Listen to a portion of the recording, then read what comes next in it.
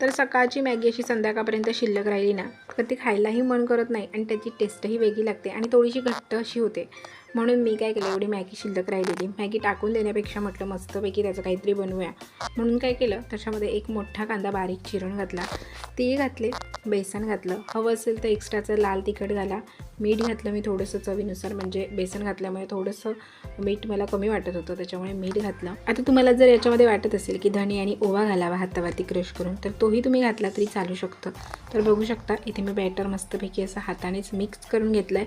याच्यामध्ये पाण्याचा वापर केलेला नाही, अगदी थोडासा 1-2 चमचे तुम्ही इथे पाण्याचा वापर करू शकता. त्यानंतर मग मी काय केलं, माझ्याकडे असं कढईत वडे तळलेलं तेल होतंच तर त्यात तेलाचा मी वापर केला. तर तेल चांगलं कडकडीत गरम केलं, त्याच्यामध्ये चमच्याने मस्तपैकी हे पकोडे सोडले आणि मस्तपैकी असे फ्राय करून घेतले आणि हे खरंच खूप छान आणि कुरकुरीत असे लागत होते. तर मिस्टरांना कळलं सुद्धा नाही की मी हे पकोडे मॅगीपासून बनवलेत ते.